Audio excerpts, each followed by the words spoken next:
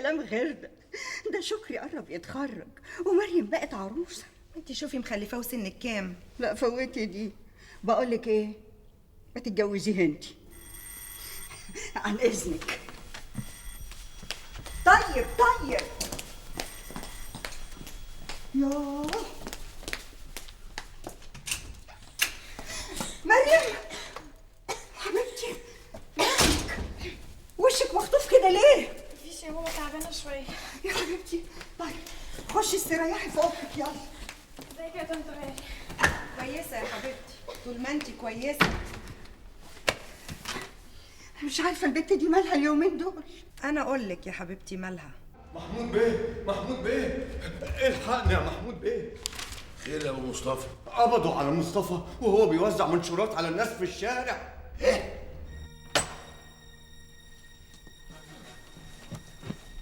في حاجه يا ماما؟ انت اللي في حاجه يا مريم؟ لا مفيش. طيب اقعدي يا مريم، اقعدي يا حبيبتي. اسمعيني كويس، انت دلوقتي كبرتي وداخله على 16 سنه، يعني بقيتي عروسه. انت بتقولي لي الكلام ده ليه؟ يعني الحاجات اللي كنت بتعمليها من سنه ما يصحش تعمليها دلوقتي. مش فاهمه. لا انت فاهمه كويس قوي. الواد اللي اسمه مصطفى ده ما تقعديش معاه ابدا لوحدكم. يا ماما ده احنا متربيين مع بعض. انا كنت فاكره انه هيحترم نفسه ويحترم اخوك اللي هو صاحبه ويحترم الجيره والعشره وانك مش من دينه وهو مش من دينك، لكن الظاهر انه نسي كل الحاجات دي. يا ماما انت ظالمه مصطفى. الكلام ده مش هعيده تاني، مفهوم؟ تصبحي على خير.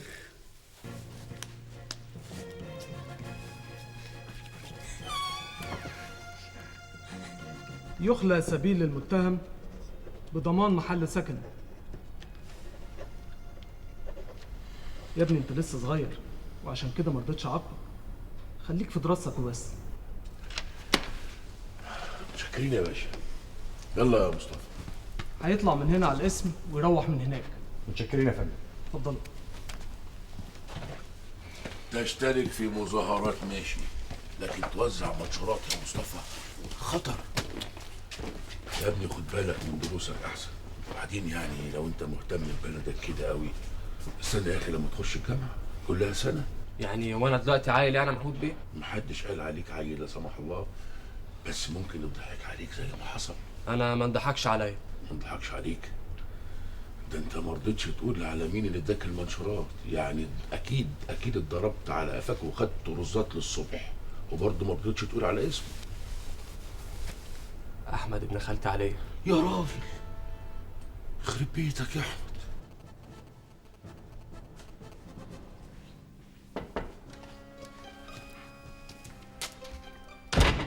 يا كليو مالك؟ خضتيني. الله، حد جراله حاجه؟ ياسمين يا محمود مالها ياسمين؟ ما رجعتش من امبارح. ايه اللي انت بتقوليه ده؟ يعني ايه ما رجعتش من امبارح؟ زي ما بقول لك، عديت على كل اصحابها قالوا لي شافوها امبارح في الجامعه. انا خايفه يكون اتقبض عليها ولا حد خطفها. ايه اللي حد خطفها؟ هو احنا في شيكاغو ولا في شيكاغو؟ اعمل ايه يا محمود؟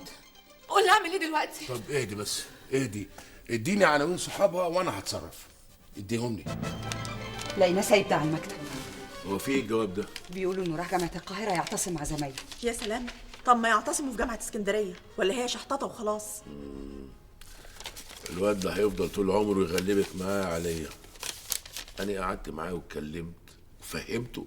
هو ما بيفهمش غير اللي عايز يفهمه. دول شباب متحمس وخلاص، مش فاهمين الظروف. عامل زي الطفل اللي بيطلب لعبه من ابوه، يقعد يدبدب في الارض، انا عايز اللعبه دي، انا عايز اللعبه دي. لا هو عارف ظروف ابوه ايه ولا يقدر يشتريها ولا لا، مش شايف غير اللعبه وبس. الشباب ده كده مش شايف غير الحرب وبس. وبعدين اللي بيحارب ده هيقول للدنيا او لعدوه انا هحارب؟ لا، حرب دي حدوته تانية. حرب دي يعني سريه وخداع ونظام وتكتيك، مش لعبه. وبعدين اللي بيخش الحرب ما بيخشهاش الا اذا كان مجبر على كده.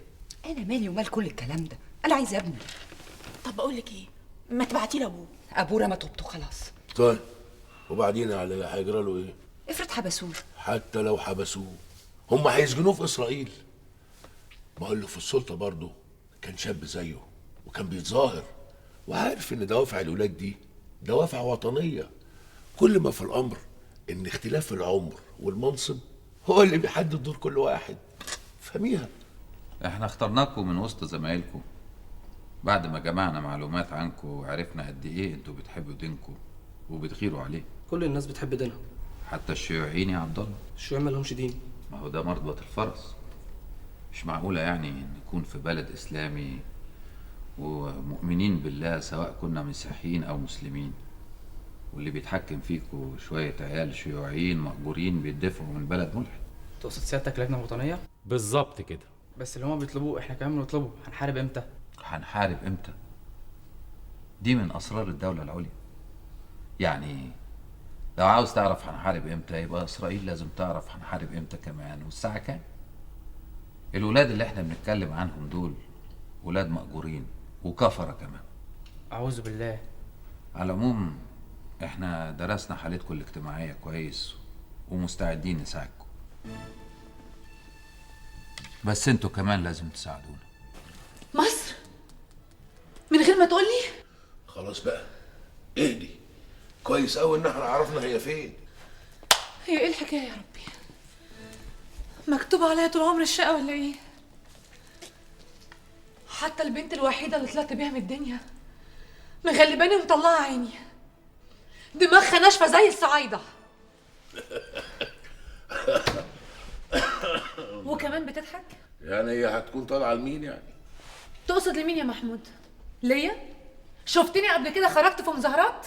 ما هو لو زمان كان الواحد قال لك اطلعي كنت طلعتي. وبعدين يعني هي ياسمين تربيه مين؟ هي تربيه العند والكبرياء والتمرد، وقبل كل ده السحر الجمال. مش كله ليكي. والله انت رايق يا محمود. مش حكايه رايق، اصل التجارب اللي بيمروا بيها الولاد دول هي هتخليهم يكبروا يشيلوا مسؤوليه. نفضل نكبر ونربي ونفتكر ان احنا اكتر ناس فاهمين ولادنا، وبعدين نصحى على وهم كبير ونلاقي كل ما يخطرش على بالنا بيطلع منهم. انا هسافر لها يا محمود، هروح لها الجامعه. وانا كنت مستنيكي رحت، مانعين اي حد يخش. احنا غير مستعدين لقبول مبررات السلطه لعدم التحرك في اتجاه الحرب، واذا كنا رحنا لمجلس الشعب واتناقشنا معاهم وما كانش فيه اي استجابه لمطالبنا يبقى الاعتصام سيظل قائما. يا جماعه الامن اقتحم الجامعه بالدبابات. ارجوكم يا جماعه، ارجوكم لو سمحتم هدوء واقعدوا لو سمحتوا. احنا مش عايزين اي تصاعد للموقف. العساكر اللي بره دول مجرد منفذين للاوامر، وفي الاول وفي الاخر مصريين، لكن صوتنا لازم يوصل لكل الناس.